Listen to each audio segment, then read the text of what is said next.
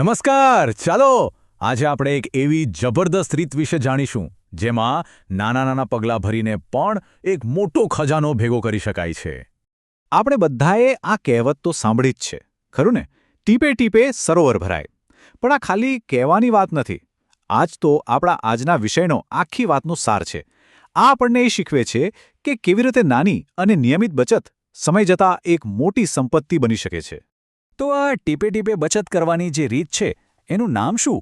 વેલ, એને જ કહેવાય છે સિસ્ટમેટિક ઇન્વેસ્ટમેન્ટ પ્લાન, એટલે કે એસઆઈપી. એકદમ સિમ્પલ. દર મહિને એક ફિક્સ રકમ આપોઆપ રોકાઈ જાય અને બસ સંપત્તિ બનાવવાનો દરવાજો ખુલી જાય છે, ભલેને શરૂઆત નાની રકમથી જ કેમ ન હોય.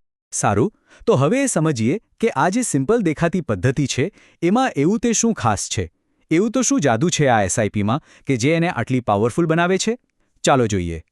જો એસઆઈપીની સફળતા પાછળ મુખ્ય તો 4 કારણો છે, પણ આપણે એમાંથી 2 સૌથી કહી શકાય કે ચમત્કારિક ફાયદાઓ પર ફોકસ કરીશું જે ખરેખર એસઆઈપીને ખાસ બનાવે છે.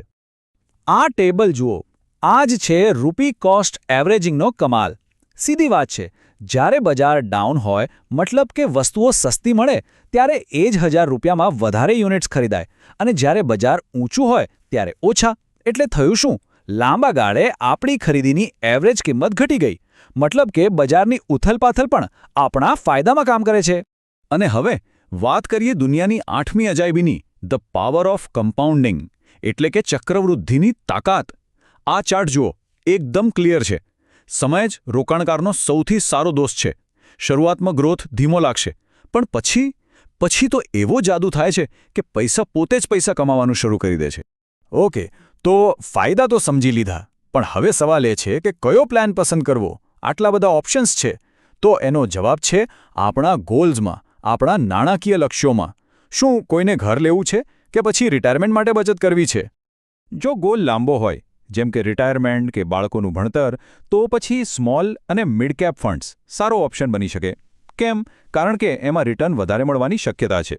હા, એ વાત સાચી કે એમાં રિસ્ક પણ થોડું વધારે છે, પણ લાંબા ગાળે એ રિસ્ક ઓછું થઈ જાય છે અને ગ્રોથની સંભાવના વધી જાય છે.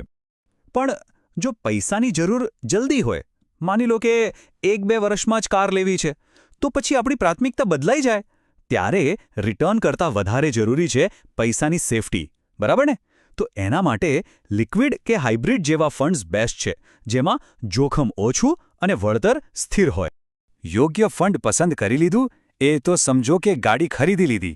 પણ ગાડી સારી રીતે ચલાવવા માટે નિયમો તો પાળવા જ પડે ને? બસ એ જ રીતે સ્માર્ટ રોકાણકારો પણ કેટલાક નિયમો પાળે છે જે એમને સફળ બનાવે છે. ચાલો એ નિયમો જાણીએ. આ 3 નિયમોને તો ગાંઠ બાંધી લેવા જેવા છે. પહેલું, ગોલ એકદમ ક્લિયર હોવો જોઈએ. બીજું, જેમ જેમ આવક વધે એમ દર વર્ષે એસઆઈપીની રકમ પણ થોડી વધારતા રહેવાની. અને ત્રીજું, અને સૌથી અગત્યનું, બજાર જ્યારે ડાઉન હોય ને ત્યારે ગભરાઈને રોકાણ બંધ નહીં કરવાનું, કારણ કે એ જ તો ખરીદી કરવાનો બેસ્ટ ટાઈમ છે. યાદ રાખજો, ડર નહીં, ધીરજ, એ જ સફળતાની ચાવી છે. તો અત્યાર સુધી આપણે ઘણું બધું સમજી લીધું. એસઆઈપી શું છે, કેમ કરવી જોઈએ, કઈ રીતે કામ કરે છે, બધું જ. પણ હવે સૌથી અગત્યનો સવાલ જે બધાના મગજમાં હશે કે આ બધી વાતોનું પ્રેક્ટિકલી શું? ચાલો એક ઉદાહરણ લઈએ. માની લો કે દર મહિને 5000 રૂપિયાની એસઆઈપી કરવામાં આવે, તો 10 વર્ષ પછી એ રકમ કેટલી થશે? આ કોઈ હવામાં વાત નથી. જો આપણે ખાલી 12% સરેરાશ રિટર્ન પણ ગણીએ ને, તો પણ આ રકમ લગભગ 11.5 લાખ રૂપિયા થઈ શકે છે. વિચાર કરો, શિસ્ત અને સમય, આ 2 વસ્તુ મળીને કેવો મોટો ફરક પાડી શકે છે. આશા છે કે આ બધી માહિતી કામ લાગશે. પણ એક વાત હંમેશા યાદ રાખવા જેવી છે કે દરેકની જરૂરિયાત અને પરિસ્થિતિ અલગ અલગ હોય છે.